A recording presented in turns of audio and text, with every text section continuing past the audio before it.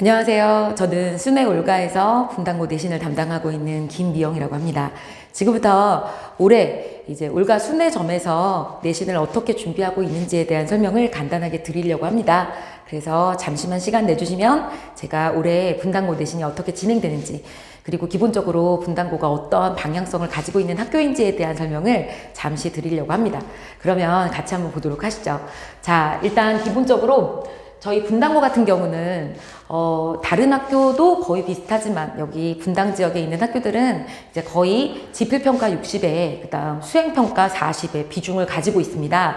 그래서 교과제 제도가 편제가 바뀌기 전까지는 7대 3인 학교들이 좀 많이 있었는데요. 근데 이제 요번에 새 교과 과정으로 들어오면서 약간 수행의 비중이 좀 더 높아졌다라는 점이 특징 중에 하나라고 볼 수 있겠습니다. 그리고 저희가 이제 사실은 학원에서 대비를 해줄 수 있는 가장 중점적인 부분은 아무래도 지필평가 부분이 되겠죠. 그래서 지필평가 같은 경우는 객관식과 서술형의 비중이 우리 분당고 같은 경우는 8대 2 정도의 비중이라고 보시면 되겠습니다. 그리고 전반적으로 볼 때 그 이외에도 나머지 요구하는 수행평가 부분들이 많기 때문에 특히 남학생들 같은 경우는 이 수행평가에서 깎여서 지필 시험에서 아무리 시험 점수가 잘 나온다 하더라도 수행평가 점수가 받쳐주지 않아서 마지막 최종 내신 등급이 제대로 나오지 않는 경우가 많기 때문에 그런 것들 또한 조금 주의 깊게 관심을 가지고 이제 열심히 노력을 해야 되는 부분이다 라는 사실도 알아두시면 더욱 좋을 것 같습니다. 그리고 지금 저희 분당고 내신의 두 번째 특징이라고 하면 역시 뭐니 해도 어렵다는 특징이 있습니다. 기본적으로 지금 과년도에 2018년도와 2019년도에 전체적으로 이제 과목 평균을 보시면 보통 이제 타 과목이 한 80점 중반 내지는 80점 후반 정도의 1등급 기준이 나오는데 반해서 1등급 기준이라기보단 지금 여기선 평균 점수인데요.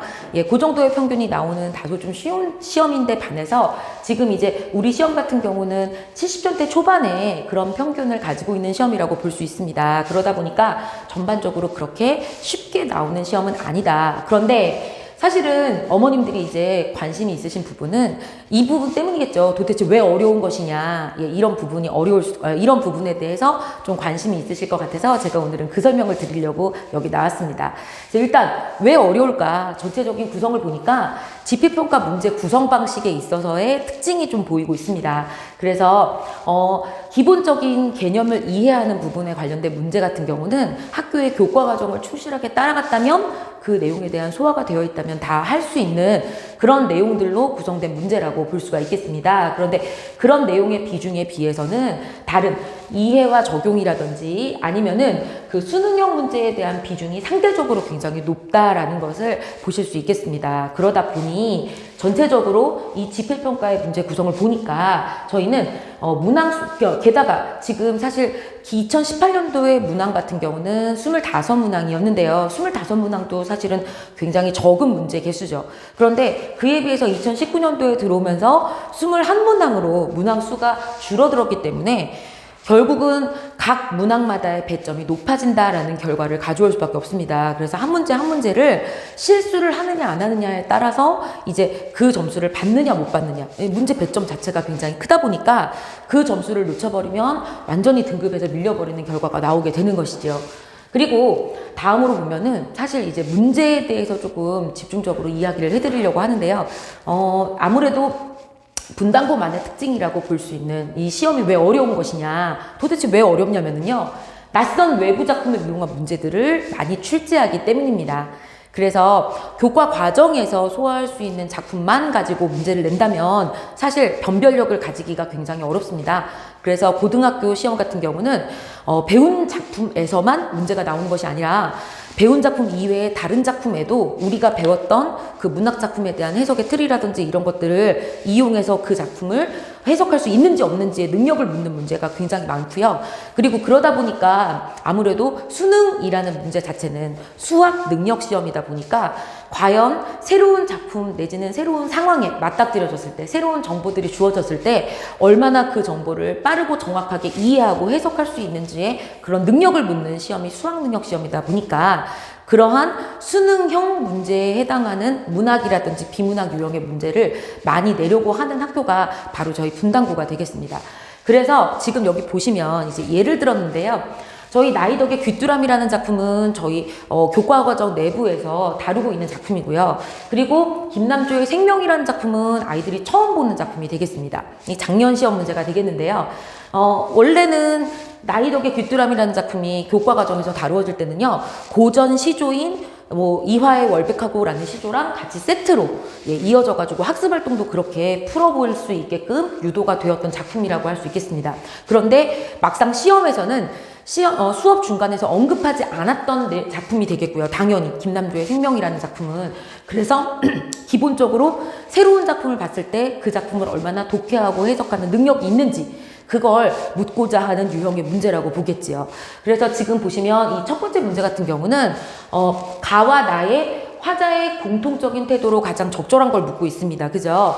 그래서 지금 여기서는 시에서 기본적인 요소라고 하면은 화자, 그리고 그 화자가 가지고 있는 태도, 이런 것들을 파악하는 연습을 계속 교과과정 내에서 하도록 유도를 합니다.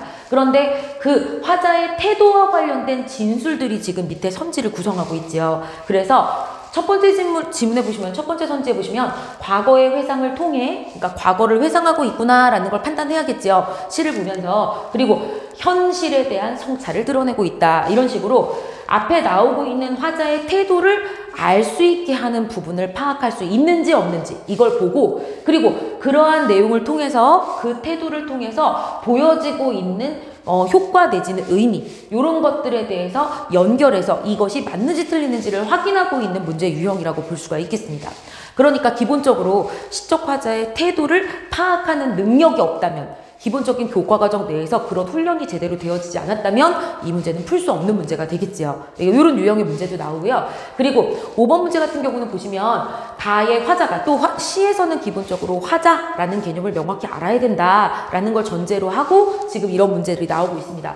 화자가 기다림을 통해 얻고자 하는 것이 나라고 가정할 때 문제 자체도 굉장히 길죠. 그러니까 문제 안에 이미 조건을 주고 있습니다. 어떤 조건?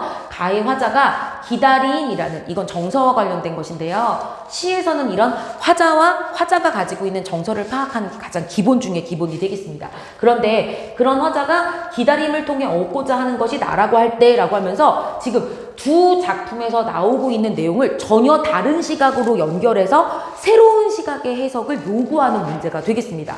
그렇다 보니까 지금 기본적으로 각각의 시에 나오고 있는 화자가 기다림을 통해 기다리고 있다. 그 다음에 지금 여기서는요, 이걸 통해서 이걸 얻으려고 한다라는 식의 새로운 정보를 제공하면서 이 정보를 바탕으로 그 함축적 의미의 연결이 가장 적절한 걸 찾아라, 이렇게 하면서 새로운 해석을 지금 이 순간에 이 정보를 기준으로 해서 바라본 저시의 해석을 할 수 있는지 없는지를 묻는 문제라는 거죠.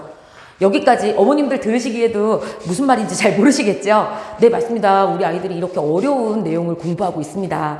그래서 분당고 같은 경우는 지금 이런 식으로 이 교과과정 내에서 우리가 중등 공부와는 굉장히 많이 다릅니다. 왜냐면 중등에서는 가르쳐준 내에서 본인의 생각도 쓰고, 그 다음에 막 본인이 그런 걸 자기 말로써 바꾸어서 한번 이야기도 해보고 문장을 완벽하게 구사하고 뭐 이런 연습들을 많이 했다면, 고등학교 과정에서는 조금 그것을 한 단계 더 업그레이드해서 새로운 정보가 주어졌을 때 그 정보를 처리하는 능력들이 좀 더 커갈 수 있게끔 하는 방법으로 테스트를 하고 있습니다. 그러다 보니 지금 우리는 이제 이런 식의 문제들을 맞닥뜨리게 되고요. 그리고 뒤에 있는 이제 요 문제 같은 경우는 우리가 교과과정 내에서 배우는 지문은 연한 박지원의 참 좋은 울음토로구나 라는 요 글에 대해서 우리는 수업을 하는데요. 교과과정 내에서는. 그런데 여기에 나오고 있는 홍순학의 연행가라는 작품은요, 우리 1학년들한테는 다소 어려운 작품이 되겠습니다. 왜 그러냐면 2학년 정도 가서도 한 1학기 중반 정도 지나서야 겨우 이제 모의고사에 나올까 말까 한 정도의 난이도를 좀 가지고 있는 작품이 되겠고요. 그리고 지금 이 두 개의 작품이 연결되는 모의고사 문제는 굉장히 자주 나오는데요. 1학년 단계의 모의고사가 아니라 2학년이나 3학년 단계의 모의고사에서 나오는 내용이 되겠죠. 비록 저희가 본문에서 주어질 때는요, 이제 1학년이다 보니까 홍순학의 연행가라는 가사 작품은 거의 현대어 풀이 정도로 해석이 되어서 본문이 주어졌지만, 사실은 아무리 현대어 풀이로 되었다 하더라도 내용 자체가 굉장히 알아듣기가 어렵기 때문에 이제 고전 운문에 대해서 조금 접했던 학생들 내지는 고전 운문을 적어도 해석할 수 있는 지식이 있는 학생들과 그렇지 않은 학생들은 문제에 접근할 수 있고 없고의 차이가 나는 그런 유형의 문제가 되겠습니다. 그러다 보니 지금 여기서는 이것도 잘 모르는데 문제에서 보기를 참고하여 하면서 보기에 새로운 시각을 지금 또 주고 있습니다. 그래서 보기를 참고하여 가나에 대해 설명한 것인데 알맞지 않은 것 찾으라고 했어요. 배점도 4점, 3점이지요. 그러면서 지금 보기에서는 이 두 개의 공통점을 들어서 이야기해 줍니다. 공통된 특성은 뭐냐? 기행문학이다라는 것이다 라고 얘기하면서 글쓴이가 여행한 곳에 고유한 풍경, 관습, 말씨 뭐 이런 것들의 특징이 드러나고 여행지에서 느낀 글쓴이의 생각과 감정이 드러나는 기행문학의 특징이 드러난다라는 시각으로 이 두 작품에 대해 해석한 거다. 잘못된 해석 골라라. 이런 얘기가 되겠습니다. 그러니까 문제 자체도 이해하기 어려운 경우가 있고요. 그리고 문제를 이해했다 손 치더라도 본문에 대해서 해석이 안 되면, 그러니까 해석이 거의 되어 있는 작품이긴 하지만 구체적으로 그 구절이 무엇을 의미하는지 알지 못하면 그 부분이 과연 견문인지 여정인지 아니면 감상인지 이런 것들을 어떻게 구분하겠습니까? 그래서 지금 저희 같은 경우는 이제 문학이 이런 방식으로 수능형으로 많이 나오기 때문에 이미 기존에 가지고 있는 지식이 좀 많이 있고 그 다음에 그 새로 교과서에서 배운 지식이라 하더라도 그 지식을 얼마만큼 적용할 수 있는지에 따라서 굉장히 결과가 많이 달라지는 시험이 되겠습니다. 그리고 또 어려운 이유 세 번째는요, 문법 자체 또한 단순 암기해서 맞출 수 있는 그런 문법이 아니라 수능형 문법의 문제 유형이 나오기 때문입니다. 보시면 이제 저는 지금 문제 유형 위주로 많이 보여드리고 있습니다. 사실 이것의 답은요, 제가 다 알고 있지만 어머님들이 답을 하실 필요는 없거든요. 보시면 지금 이제 문제 보면 보기를 여러 개 주고 있습니다. 그죠? 그래서 보기 1을 참고하여 이렇게 해서 보기 2에서는 구체적인 예시 문장인 거 보이시죠? 이건 그냥 유형만 이렇게 수능의 유형으로 따서 이야기를 하는 거고 이 안에 있는 보기 1에 해당하는 내용 비음화 이런 것에 대한 개념은 우리가 학교에서 수업 시간 내에 교과과정 내에서 배우는 내용이 되겠습니다. 단 이 정리를 수능의 문제 유형으로 정리를 해 두었다라는 점이 학생들에게는 좀 당황스러울 수 있는 점이 되겠습니다. 왜냐하면 교과서 학습활동이라든지 이런 데서는 이렇게 나와 있지 않거든요. 그러다 보니 지금 여기서는 비음화에 대해서 잘 배웠고 잘 확인하고 있으면 그것을 비음화의 시각으로 여기에 이 나와 있는 구체적인 예문을 분석할 수 있는가 없는가 요거에만 해당하는 걸 물어보는 문제가 다른 학교 문제라면 우리 학교는 이에 대한 해석이다 옳은 것 틀린 것을 골라라 뭐 이런 것들이 이제 구체적으로 나열이 되고 있다는 거죠. 그래서 지금 각각의 기역, 니은, 디귿, 리을, 미음을 비음화의 입장에서 설명을 하고 있는데 적절한 거 고르라고 했습니다. 그렇기 때문에 정확하게 적용을 할 수 있어야 풀 수 있는 문제 유형이 되겠지요. 여기까지 어떻게 좀 이해가 되시나요? 그리고 사실은 서술형 자체도 만만치가 않습니다. 그래서 서술형을 잠깐 보여드리면요. 이제 서술형 문제 같은 경우는 이런 식으로 또 보기와 조건을 주고 있는데요. 사실은 이 보기에 맞게 이 조건에 맞게 그리고 이런 형식으로 답을 정리하여라 이렇게 유도하는 딱 보기에도 엄청나게 복잡해 보이죠? 그래서 보기에 밑줄 친 용언의 어간. 자, 여기서 보이는 용언의 어간이라는 저런 용어들, 이런 것들도 다 기본적으로 문법의 개념들인데요. 요거는 이제 교과과정에서 이건 용언이고 이건 어간이야 이렇게 설명하시는 분도 계시고 그렇게 생략하고 그건 다 안다고 생각하고 그렇게 설명 안 하시고 그냥 바로 용언의 어간은 이렇게 나가시는 학교 선생님들도 계세요. 그런데 지금 여기서는 보기에 밑줄 친 용언의 어간, 그럼 얘들이 용언의 그리고 이 안에 어간이 무엇인지를 구분할 수 있어야 하는 것이고 여러 가지 의미를 붙여 알맞은 활용형, 여기서는 활용형이라는 새로운 개념도 알아야겠지요. 그리고 여기에서 일어나는 의문의 변동을 여기서 일어나는 뭐에 대한 설명이냐면 의문의 변동에 대한 설명이 되겠습니다. 그래서 의문의 변동을 조건에 맞게 설명해라. 지금 여기 두 번째 조건 주고 있지요. 그리고 이 조건에 맞게 설명해라는 사실은 학교 선생님들이 채점을 좀 더 명확하고 객관적으로 하시기 위해서 조건을 주시는 경우가 되게 많습니다. 그래서 지금 여기서 활용형이라는 단어를 모른다면 답안을 쓸 수가 없겠지요. 활용형은 두 개를 써야 하는데 세 번째부터는 채점 안 하고 이렇게 구체적인 조건을 주기 때문에 이 구체적인 조건에 맞추어 답을 쓸 수 있는 것도 훈련이고 능력이 되겠지요. 그리고 의문의 변동이 나타난 활용형이 반드시 포함되어야 하고 단 여기서 단이라는 조건이 들어가는 것도 꼭 열심히 봐야 되는데요. 과거 시제 활용형, 얻다, 왔다, 이런 식의 활용형이 과거 시제 활용형이다라는 거 모르면 지금 여기서 쓰지 말라는 것도 가서 막 쓰고 앉아 있겠죠, 우리 학생들이. 그러다 보니 사실은 조건을 주었는데 조건 안에서 우리가 기존에 알아야 될 개념들이, 기본 개념이 다 포함되어 있는 거예요. 뭐냐면 활용형, 그 다음에 의문의 변동, 그리고 과거 시제의 활용형, 이런 개념들을 모른다면 조건 자체를 알아들을 수가 없는 거겠죠. 그 다음 두 번째 조건 보시면 앞에 제시한 활용형, 이 활용형 본인이 쓴 거, 이것을 예로 들어서 의문 변동 전 형태를 밝혀서 의문의 변동 전후 과정을 어떻게 하래요? 구체적으로 설명하되. 자, 구체적으로 설명하는 것까지도 굉장히 어려운 내용인데요. 거기에다가 다의 문장 형식을 갖추어 서술할 것, 이렇게 조건을 굉장히 까다롭게 주고 있습니다. 근데 사실은 까다로워 보이는 조건이 맞는데요. 까다로운 조건이자 그리고 정답이라는 것을 좀 더 줄여주기 위해서, 정답의 범위를 좀 줄여서 채점을 원활하게 하고 공정한 채점을 하기 위해서 사실은 이런 조건을 주는 것입니다. 그래서 아이들이 볼 때는 굉장히 가혹해 보이겠지만 선생님 나름대로는 굉장히 배려한 문제라고 볼 수가 있고요. 그리고 지금 앞에서 객관식 문제 같은 경우는 최대 4.9점부터 최저 4.3점까지 배점이 문제마다 다른데요. 지금 이제 서술형 문제 같은 경우는 세 문제가 8점씩의 배점을 가지고 있습니다. 근데 그러다 보니까 지금 여기서는 그 8점을 하나라도 틀리면 다 틀려, 이렇게 나가는 게 아니라 부분 점수를 또 다 이렇게 주고 계세요. 그러다 보니 이제 이 모든 것들 중에서 혹시라도 일부만 모르는 학생들도 구제하기 위한 부분 점수라고 보시면 되겠죠. 그래서 보면, 그런데 어머님들께서 보시다시피 아무래도 조건이 이렇게 까다롭게 구체적으로 주어지다 보니까 지금 여기 같은 경우는 하나라도 놓치면 본인이 뭔가 생각하지 못했던 부분들, 그런 부분들 때문에 감점을 받을 수 있게 되는 겁니다. 예를 들어서 문장 형식을 갖추지 않았다든지, 뭐뭐 했음, 아니면 뭐뭐 하고서 명사형이라든지 아니면 그 비슷한 어미로 끝내면 틀리는 거예요. 왜냐면 감점이 나오는 거죠. 뭐뭐 다의 형식으로 서술해라 라는 조건을 주었기 때문에.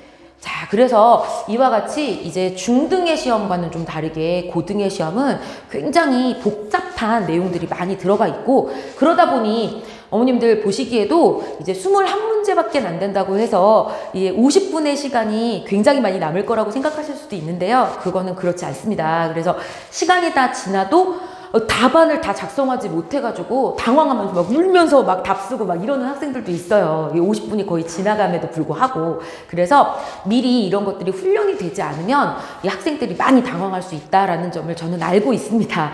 네, 그래서 이제 저희 같은 경우는 전체적으로 정리를 해보면 이제 문학과 비문학 정도로 크게 나눌 수가 있겠습니다. 1학기 중간고사 같은 경우는. 그래서 문학의 경우는 기본적으로 교과 과정에서 제시하는 기본 개념들은 당연히 이해해야 되는 것이고요. 그리고 그런 기본 개념에 대한 이해를 바탕으로 해서 낯선 작품을 분석하는 능력이 없이는 고득점을 절대 받을 수가 없고요. 그리고 또한 문법 같은 경우는요, 이제 문법은 저희 분당고는 지금 문법부터 나가고 있습니다. 알고 계실 거예요, 어머님들은. 그죠?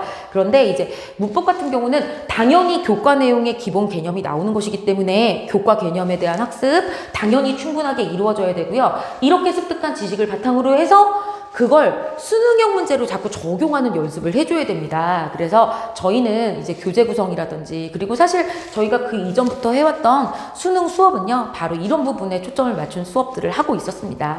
그래서 기본적으로 저희 올가에서는요, 1차 교재와 2차 교재, 그리고 직전 교재, 그리고 그 이외에 필요할 때마다 필요한 교재들을 제가 판단해서 학생들에게 같이 나눠주고 제가 설명하고 확인하고 이러고 있습니다. 그래서 기본적인 1차 교재, 2차 교재에 대한 설명만 간단하게 드리고 끝내겠습니다. 그래서 저희는 이제 1차 교재 같은 경우는 교과서를 내용 정리한 부분과 그 다음에 학습활동의 내용 굉장히 중요해요. 왜냐하면 앞에서 얘기했던 기본 개념들이 다 녹아 들어가 있는 부분이 학습활동이기 때문에 학습활동 문제 내지는 학습활동에서 나온 보기, 이런 것들을 확인하고 거기에 나와 있는 기본 개념에 대해서 알고 넘어갈 필요가 있다는 거죠. 그래서 그런 내용들, 그리고 그 내용의 문제나 보기만 이해하는 것들이 아니라 그거에 해당하는 답까지 정리해서 확인할 수 있게끔 구성된 교재가 저희 1차 교재가 되겠습니다. 그리고 여러 가지 확인 문제와 그리고 출판사에서 요구하는 문제들이 있습니다. 주로 학교 선생님들이 많이 참고하시는 문제가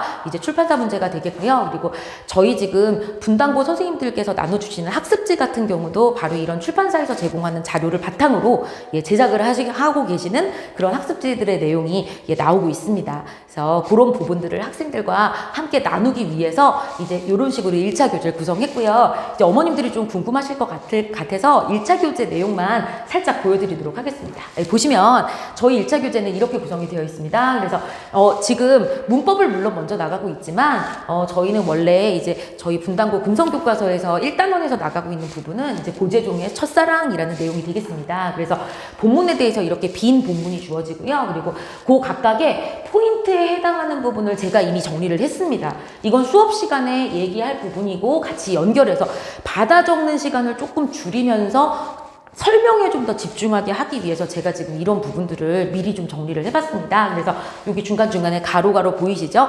중요한 부분에 가로가 많이 들어가 있어서 학생들이 저랑 공부하는 와중에 같이 채울 수 있게끔 요구할 것이고요. 그리고 그 이외에 나머지 어휘풀이라든지 아니면 이런 핵심 정리 내용들이라든지 이런 부분들은 학생들이 조금 암기해야 된 내용들은 제가 가로 뚫어서 시험 보고 막 이런 것들도 제가 지금 진행하고 있고요.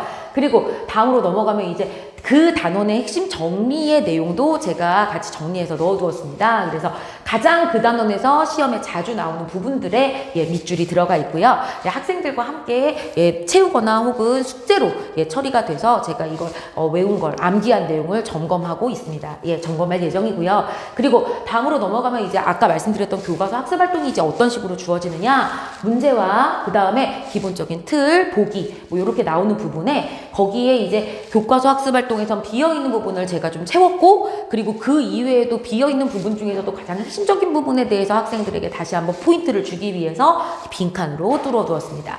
그리고 뒤로 넘어가 보시면 이제 학습 활동은 이런 식으로 되어서 이제 교과서에는 문제 부분이나 보기 부분만 나와 있는데 반해서 이제 저희 교재에는 답안이 같이 들어가 있다라는 점 알아두시면 좋겠고요. 그리고 그 이외에 이제 출판사 문제와 확인 문제가 들어간다고 말씀드렸죠. 그 부분이 바로 이 부분이 되겠는데요. 이제 이런 부분은 학교에서 수업을 진행하면 선생님들께서 이제 수행평가 같은 것으로 그때그때 5분 테스트 이런 걸 할 때도 이런 내용들을 많이 이용하십니다. 그래서 그런 내용들을 교재 안에 같이 구성을 해봤고요. 그리고 소단원 평가 문제 이렇게 나와 있는 부분은요. 이제 저희가 출판사 문제에서 그 소단원에서 꼭 가르쳐야 되는 부분들로 구성이 된 문제가 되겠습니다. 그래서 이런 식의 이제 문제들이 주어지고 저희가 이제 각 단원별, 소단원별 이 구성으로 지금 한 내용이 다 1차 교재 안에 들어가는 내용이 되겠습니다. 그리고 지금 저희가 보면 이제 2차 교재 같은 경우는 저희 이제 2차 교재 같은 경우는 문제 위주의 교재가 되겠습니다. 아무래도 아무리 내용을 잘 알았다 하더라도 문제에 대해서 풀이에 훈련이 되어 있지 않으면 50분에 딱 시험에 딱 들어갔는데 50분 동안에 도대체 자기가 뭘 해야 되는지 모르는 경우도 굉장히 많습니다. 그러다 보니까 지금 이제 2차 교재를 통해서는 그런 실전과 관련된 감각과 훈련을 키워주기 위해서 이제 여러 가지 족보 문제라든지 아니면 또 저희 학교 같은 경우는 각종 낯선 외부 작품들이 많이 들어오다 보니까 그 외부 작품에 대한 이해를 할 수 있는 여러 가지 문제들, 그리고 우리 지역에 여러 작년에 나왔던 비슷한 유형을 다루고 있는 그러한, 또는 저희는 근데 금성교과서를 쓰는 학교가 많이 없어요, 어머님들 아시죠? 그래서 문제가 많이 없습니다. 그래서 전국 문제에서 닥닥 긁어서 혹시라도 우리한테 필요한 문제가 있을까 싶어서 그런 문제들도 제가 2차 교재에 구성을 했습니다. 그래서 일단은 요 정도까지 문제를 보여드리면 어머니들 너무 울렁거리실 것 같아서 일단은 설명은 제가 여기까지 하고요. 그리고 여기에 이제 저희가 정규 수업 시간에 다루는 교재들은 이렇게 되겠고요. 이게 플러스 마이너스에서 이제 추가되는 문제 유형이라든지 아니면 프린트로 제시되는 내용들에 대한 문제라든지 이런 것들은 제가 따로 제공을 하고 있습니다. 그리고 시험 바로 직전에 이제 직전 대비라고 해서 작년 문제 같이 풀면서 여태까지 공부했던 거, 시험 기간에 전체적으로 공부했던 내용을 저랑 같이 한 번 더 짚어보는 시간을 갖고 있는데요. 그렇게 해서 시험 대비가 마무리되게 되겠습니다. 그래서 어떻게 어머님들 궁금해 하시는데 제가 좀 도움이 됐는지 모르겠습니다. 그래서 일단 저는 뭐 오랫동안 아이들과 함께 있다 보니까, 예, 그리고 이 지역에서 굉장히 오랫동안 예, 하다 보니까, 예, 저희 분당고 선생님들의 경향과 그 다음에 아이들의 경향 예, 잘 알고 있습니다. 그래서 어머님들 너무 걱정만 하지 마시고, 예, 저 믿고 맡겨주시면 제가 아이들과 함께 예, 열심히 노력해서 꼭 좋은 결과 낼 수 있도록 예, 제 최선을 다하도록 하겠습니다. 네, 그러면 일단 예, 오늘 설명은 여기까지 하겠습니다. 어머님들 예, 건강 유의하시고요. 그리고 한번 생각해 보시고 저희 올가 순대점 예, 선택해 주시기 바랍니다. 네, 오늘 그럼 설명은 여기서 마치도록 하겠습니다. 감사합니다.